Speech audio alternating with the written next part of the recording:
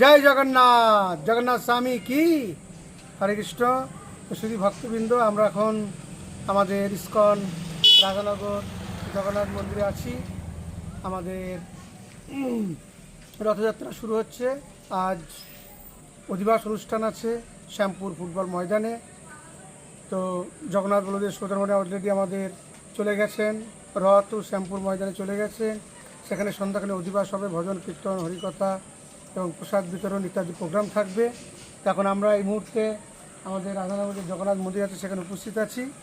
তো আপনারা সবাই আসবেন আগামী দিন এই রথযাত্রা মহোৎসবে। আমাদের হাওড়া জেলার মধ্যে দুটি জায়গায় বিশেষভাবে এই বড় করে রথযাত্রা হয়ে থাকে, যেটা হচ্ছে একটা হচ্ছে আপনার শ্যামপুর আমাদের রাধানগর জগন্নাথ মন্দির এই রথযাত্রা, আর একটা হচ্ছে আমাদের ইস্কন ডোমজু রাধাকৃষ্ণ মন্দিরে এই রথযাত্রা বিশেষভাবে হয়ে থাকে। তো সবার আমন্ত্রণ সর্বত্রই, যার যেখানে সুবিধা আপনারা আসবেন। অবশ্যই আমাদের রাধানগরে আমাদের মাননীয় বিধায়ক হিরণময় চট্টোপাধ্যায় তিনিও আসবেন এই অনুষ্ঠানে। তিনি তারপরে এখানকার বিডিও, ওসি এবং আমাদের হাওড়া জেলার যিনি সভাপতি তিনি উপস্থিত থাকবেন এবং বিভিন্ন দিনে ইস্কন মায়াপুর থেকে বিভিন্ন মহারাজরাও, প্রভুরাও, সিনিয়র ভক্তরা আসবেন হরিকথা বলতে। এবং তার সঙ্গে এখানে বিভিন্ন সেলিব্রিটিরাও বিশেষভাবে যোগাযোগ চলছে, আসার কথা হয়েছে। আমাদের লকেট চট্টোপাধ্যায়, অন্যান্য বিশিষ্ট সেলিব্রিটি তারাও এখানে উপস্থিত হবে এই অনুষ্ঠানে। আপনাদেরকেও সবাইকে আমন্ত্রণ জানাচ্ছি, আপনারা সবাই আসবেন এই রথযাত্রায়, জগন্নাথকে দর্শন করবেন, জগন্নাথের রথের দড়ি ধরে টানবেন, জগন্নাথের কৃপা লাভ করবেন। হরে কৃষ্ণ হরে কৃষ্ণ কৃষ্ণ কৃষ্ণ হরে হরে, হরে রাম রাম রাম জগন্নাথ স্বামী কি। রথযাত্রা মহোৎসব কি। তো শুধু ভক্তবৃন্দ চলে এসছে, আর এক বছরের প্রতীক্ষায় আবার আপনাদের মাঝে আমাদের রাধানগরের যে বৃহৎ রথযাত্রা মহোৎসব, সেই উৎসব শুরু হতে চলেছে আগামী দিনই। এই রথযাত্রা মহোৎসব সকলে সকাল 10টার মধ্যে চলে আসবেন। এটা আমাদের রাধানগর মন্দির দেখতে পাচ্ছেন, নতুন বিল্ডিং, যেটা ভক্ত নিবাস, এবং নিচে হচ্ছে প্রসাদ হল এবং প্রোগ্রামের। আর এটা কালিয়াকে দমন করেছিল কৃষ্ণ, সেটা আপনারা দর্শন করতে পাচ্ছেন। এবং ভক্তদের থাকার জন্য ব্যবস্থা করা হয়েছে এবং নতুন কার্যক্রম চলছে আরও। এখানকার রথের আগে আশা করি এগুলো সব কমপ্লিট হয়ে যাবে। এবং এখানে গাড়ি থাকার পার্কিং করা হয়েছে, যাতে বিভিন্ন ভক্তরা গাড়ি নিয়ে আসবে থাকার জন্য। আর এই যে রথের ঘোড়াগুলো দেখতে পাচ্ছেন, রথের ঘোড়া আমাদের রাধানগর মন্দিরে 3টি রথ খুব কম জায়গাতেই হয়। রাধানগরেও 3টি রথ হয়, জগন্নাথের আলাদা রথ, বলদেবের আলাদা রথ, সুভদ্রা মহারানী আলাদা রথ। তো প্রথমে বলদেব থাকেন, যে রথের হচ্ছে বলদেবের রথ থাকে প্রথমে, যেটা হচ্ছে গুরু কৃপা, গুরুতত্ত্ব, এবং দ্বিতীয় থাকেন আমাদের সুভদ্রা মায়ের রথ, তাকে বলা ভক্তিতত্ত্ব। আর পিছনে থাকে পিছনের রথে থাকে জগন্নাথ স্বামী।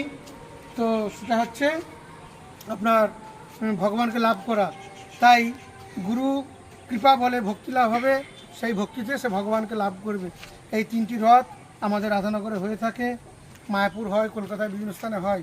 তো এই রথযাত্রা একটা ঐতিহ্যবাহী রথযাত্রা। আপনারা জানেন যে রথযাত্রাকে কেন্দ্র করে আমাদের বর্তমান রাজ্য সরকার, মাননীয় মুখ্যমন্ত্রী শুভেন্দু অধিকারী মহাশয়, তিনি এই রথযাত্রাকে কেন্দ্র করে কিছু অর্থ সহায়তা করেছেন। যদিও এই যে আমাদের প্রোগ্রাম 9 দিন 10 দিন ব্যাপী এই প্রোগ্রামে বহু টাকায় খরচা হয়ে থাকে, তার মধ্যে প্রায় 20 থেকে 25 লক্ষ টাকায় রথযাত্রায় খরচা হয়ে থাকে। তো যাই হোক, সামান্য কিছু আমরা সহায়তা সরকারের কাছ থেকে এই প্রথমবার পেয়েছি, এর আগে কোনো সরকার আমাদের এভাবে দেয়নি। তো আমরা খুবই আনন্দিত এবং এই বছর এই উৎসবে আমরা সকলকে আমন্ত্রণ জানাচ্ছি, আপনারা সবাই আসুন, জগন্নাথের এই রথযাত্রায় যোগদান করুন, জগন্নাথের প্রসাদ নিন, আর জগন্নাথের কৃপা লাভ করুন।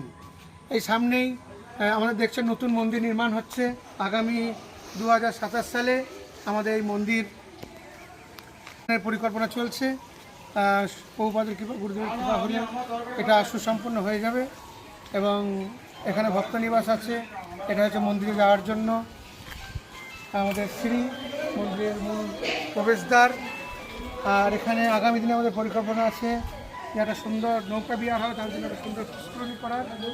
তো এখন একটু সময় লাগবে, তো আপনারা সবাই আসবেন এবং এই জগন্নাথের মন্দিরের জন্য, জগন্নাথের সেবার জন্য আপনারা বিশেষভাবে সহায়তা করবেন, যাতে আরও সুন্দরভাবে এই মন্দিরের যে পরিকল্পনা সেগুলো শ্রীবৃদ্ধি লাভ হয়।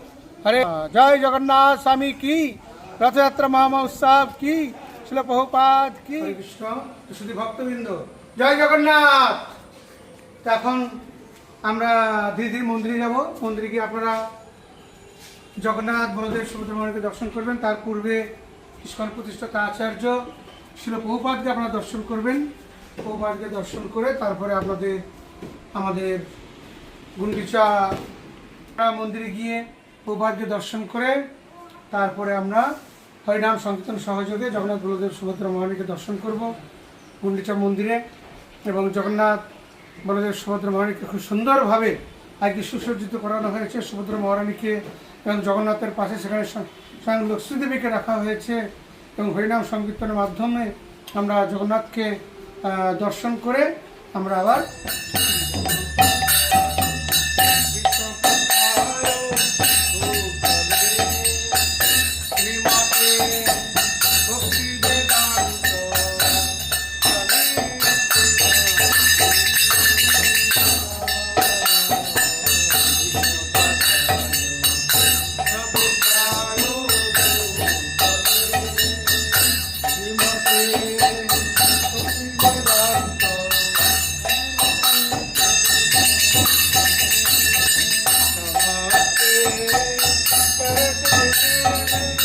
Oh